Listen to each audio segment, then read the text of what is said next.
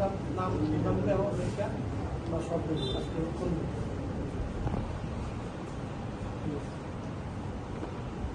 নাম একদিকে যদি সবাই যায় তাহলে সব দিন না, একদিন পর পর কেউ 2 দিন পর পর যদি এইভাবে পাক করে দেয়, বেশি না 6-7 জন করে কখন মতো চলতে হবে। তোমরাও পড়ে থাকো, আমরা বর্তমান কেমন চলতাম আমি তার সঙ্গে বলবো, তার সঙ্গে তোমরা কতজন আছে লিখ দেবো আমরা, বুঝলো এমন কতজন আছে।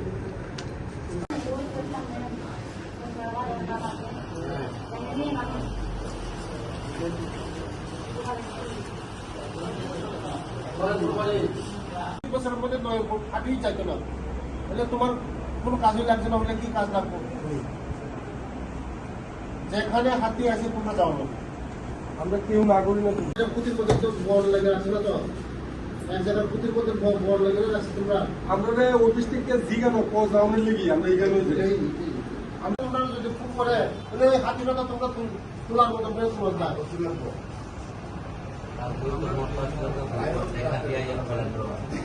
এটাই বলেছি। তোমরা হাতি আসে তুলে তোমরা এগুলো কতজন বন্ধুদেরকে প্রথমে ধন্যবাদ দিতে চাই, সব মিডিয়াদেরকে। আজকে এই টেলিমোড়া দিয়েপুর আন্ডারে বিগত অনেক দিন ধরে তারা কাজ করছে। হাতির আপনারা সবাই জানেন সারা ত্রিপুরা রাজ্যের মধ্যে এই আমার বিধানসভায় কৃষ্ণপুর বিধানসভার মধ্যে হাতির যে উৎপাত, তারা ভলান্টিয়ার হিসাবে কাজ করে। তাদের সঙ্গে মিটিং বসেছি, তারা 42 জন কাজ করে বিভিন্ন জায়গায় বিভিন্ন এরিয়ার মধ্যে তারা থাকে, ডিউটি করে। কিন্তু তারা বিগত দিনে তাদের একটা দাবি নিয়ে আমার সঙ্গে আজকে মিটিং বসেছে। দাবি হলো তাদের মাসিক কমসে কম ন্যূনতম 5,000 টাকা করা। তারা 3 মাস 4 মাস পরে 6,000 7,000 টাকা পায়, এটা দিয়ে তাদের সংসার চলে না। কিন্তু অথচ তারা জানটা বাজি রেখে তারা কাজ করে, হাতি যে ভলান্টিয়ার হিসাবে কাজ করে। তার জন্য আজকে আমার সঙ্গে মিটিং বসেছে।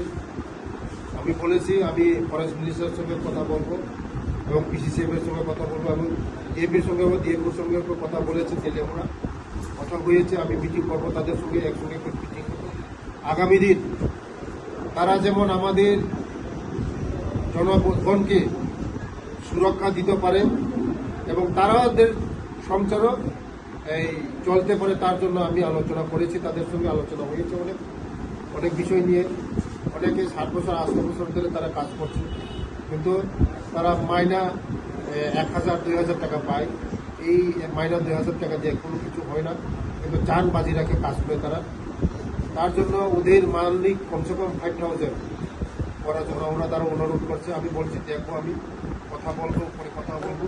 ডিএফওর সঙ্গে কথা বলেছি, আগামী কিছুদিনের মধ্যে ডিএফপি সহকারে আমি মিটিং বসবো, তাদেরকে কি করা যায়, তাদেরকে কাজ লাগানো যায় কীভাবে। যদি তাদেরকে কাজ লাগানো যায়, হাতির সমস্যাও সমাধান হবে। আর আমাদের যে এই বনদস্যুদের দ্বারা আমাদের যে বন ধ্বংস হচ্ছে, এগুলি আমরা প্রোটেকশন দিতে পারবো। আগামী দিন আমাদের উপকার আসবে, তাদেরকে যদি আমরা কাজে লাগাতে পারি। এটাই আমার আজকে এই আলোচনা হয়েছে। আগামী দিন তার সঙ্গে আলোচনা করব। Thank you.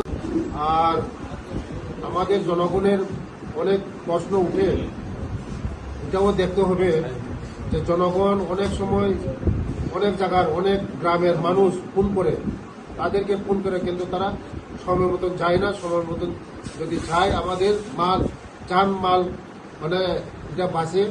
তার জন্য ফরেস্ট ডিপার্টমেন্টকেও অনেক সময় ফোন করে, অনেক জনগণ ফোন করে, কিন্তু ফরেস্ট ডিপার্টমেন্টও টাইমলি যায় না। তাদের লেট করা হয়, দেরি করা হয়। যেমন রাত্রে যদি 10টার সময় আসে, তারা যায় এই কমসে কম 1টা 2টার সময়।